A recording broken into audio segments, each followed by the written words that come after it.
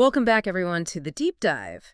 Today, we're going deep into a story that's got me pretty fascinated. It's about Eritrean refugees in Ethiopia. A really complex situation, Yeah. right? Yeah, it's about political tension and the struggles that these refugees are going through. Absolutely, and how their lives are basically caught in this larger geopolitical game. Exactly. It's like they're pawns in this giant chess match. So to give everyone some context, there are over 190,000 Eritrean refugees who've gone to Ethiopia seeking safety. Right. But many of them, a lot of them, are undocumented. Which leaves them incredibly vulnerable. Yeah, it's like imagine living every day under the threat of being arrested simply because you don't have the right papers. It's a constant fear for them. Absolutely. And to make matters even more complicated, the process of actually getting official documentation. It's like navigating a bureaucratic maze. It's really tough. Yeah, it's crazy. They're supposed to register with either the UN Refugee Agency or Ethiopia's Refugee and Returnee Service to get an ID card. Right, but even that doesn't guarantee everything. No, it doesn't. And on top of that, get this, the entire registration process was actually suspended for 3 years Oh, wow. because of the conflict in the Tigray region. Right, the Tigray conflict really threw a wrench in everything. It did. And now that it's resumed, the rollout of these new digital ID cards It's been incredibly slow. painfully slow, which leaves thousands of Eritrean refugees in this really precarious legal limbo. Yeah, they're stuck.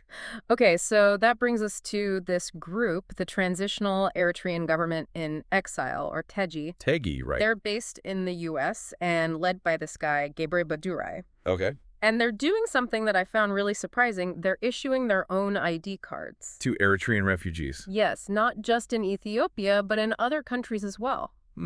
That's a bold move. It is. What do you make of that? Why would they do that? Well, it's definitely sparked a lot of debate, but TEGI claims they're doing it to offer these refugees some protection, from harassment. Okay, yeah, some sense of security.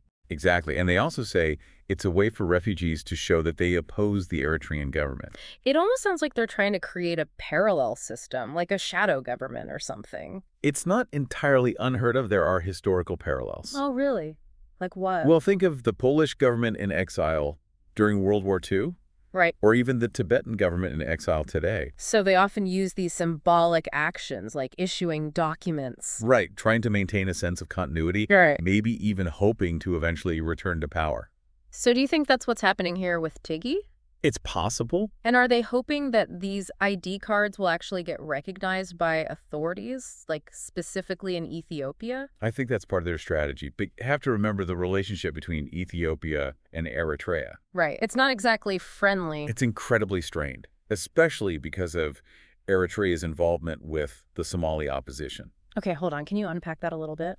Sure. Basically, Somaliland, Yeah. which is this self-declared state within Somalia, Oh. they made a pact with Ethiopia. Got it. But Eritrea supports a group in Somalia that's against this pact. So that puts them at odds with Ethiopia. It's Exactly. like this chain reaction of conflict. Yeah, one agreement triggers a whole cascade of issues. And how do the Fano rebels fit into all of this? So the Fano are this Amhara militia group within Ethiopia, and there are allegations that Eritrea is actually backing them.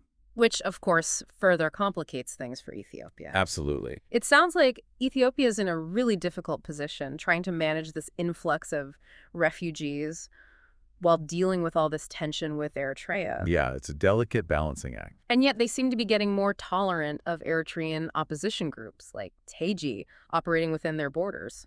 It does seem counterintuitive at first glance. Right, like why would you tolerate a group that's opposed to a country you're having problems with? It's likely a strategic move. They're trying to use this tolerance to their advantage. In what way? Well, by allowing these opposition groups to operate, they might be hoping to counter Eritrea's influence.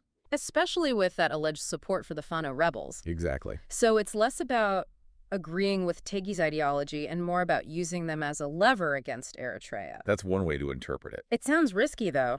It is. They're walking a tightrope, trying to keep Eritrean intelligence at bay while also trying to gain some leverage in the region. But are they actually succeeding?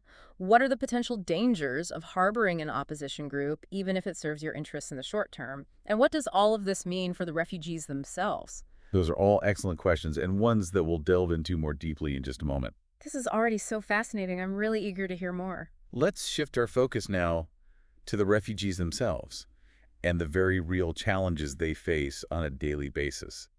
It really is a complex situation when you think about it. Ethiopia is trying to manage this influx of refugees while also dealing with this tense relationship with Eritrea. Yeah, it's like they're stuck between a rock and a hard place. Exactly. And in the midst of all of this are the refugees themselves. Right. And you mentioned earlier that many of them are living without documentation, which makes them so vulnerable. It's a huge problem, and it impacts almost every aspect of their lives. Can you paint us a picture of what that actually looks like? I mean, what are the real-world consequences of not having those official papers? Just imagine the constant fear of being stopped, of being asked for papers that you just don't have. It must be incredibly stressful. It is. For many Eritrean refugees, this is their daily reality.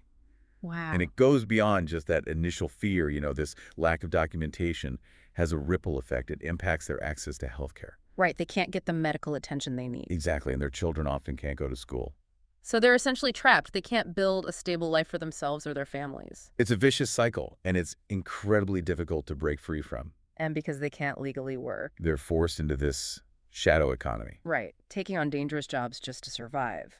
It's heartbreaking. They fled a repressive regime in Eritrea only to find themselves facing similar struggles in Ethiopia. Yeah, it's like the oppression just follows them. It's a tragic reality for so many refugees around the world, not just in Ethiopia. It is, and it really underscores the systemic failures that are in place that kind of perpetuate this suffering. Absolutely. We need to be doing more globally to address this. So given all of that, it's understandable why Tegi's move to issue ID cards has gotten so much attention. It has. But do you think these cards can actually make a difference? Can they actually protect these refugees? Well, that's the big question, isn't it? Tiki's intentions may be good, but there's just no guarantee that these cards will be recognized by the Ethiopian authorities. Right, and even if they are, will they actually provide the level of protection that these refugees need?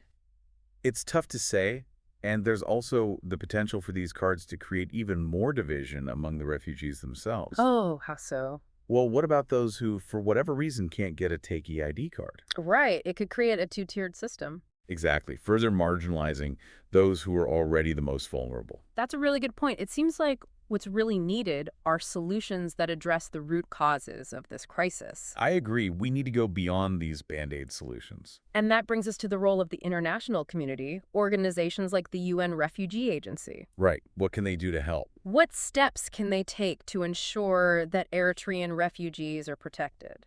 Well, increasing funding for humanitarian aid is crucial, but it can't stop there. What else needs to happen? We need to see a much stronger commitment to resettlement programs, giving these refugees a chance to start over in safe countries. Okay, and what about accountability? Who's making sure that both Ethiopia and the international community are actually fulfilling their obligations to protect these refugees? That's where advocacy comes in, raising awareness about the injustices that are happening. Right, putting pressure on those in power. Exactly, demanding better, more humane solutions. It sounds like a multi-pronged approach is needed, combining aid with diplomacy and grassroots activism.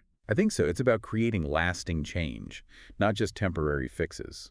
And it's important to remember throughout all of this that we're not just talking about abstract concepts. Right. These are real people, families whose lives have been completely upended. They've been forced from their homes, stripped of their dignity. They deserve so much more. They do. And their stories need to be heard. We can't let them be forgotten in all of this. So where do we, as informed citizens, go from here? How can we contribute to a more just and compassionate response to this crisis?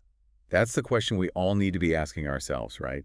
It starts with education, challenging our own assumptions, and advocating for policies that uphold the dignity and rights of all people. No matter where they come from or what their circumstances are. Exactly. It's about recognizing our shared humanity.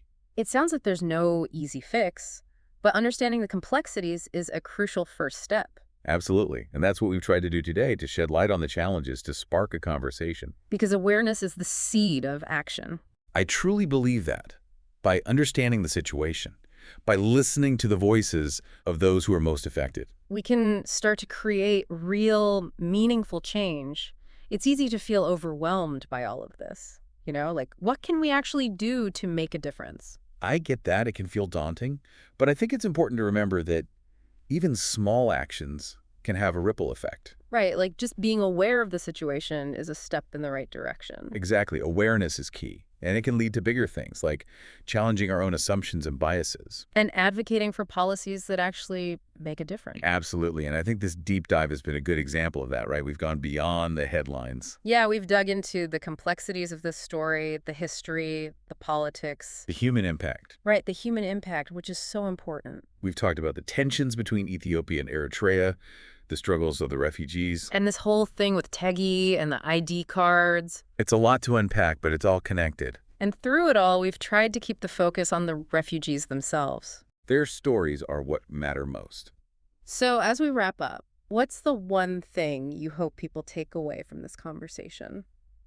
I think it's that complexity shouldn't paralyze us. It should motivate us. Motivate us to do what? To learn more, to question more, to engage more.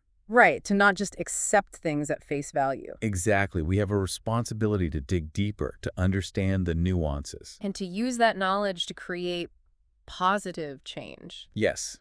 Even if it feels like a small change, it all adds up. It's like that saying, be the change you want to see in the world. Gandhi, right? Yeah, I think so. It's a powerful message. It applies here. Absolutely. Well, thank you so much for joining us today and for sharing your insights. This has been incredibly enlightening. My pleasure. Thanks for having me. And to all of our listeners, thank you for tuning in. We hope this deep dive has inspired you to learn more and to take action.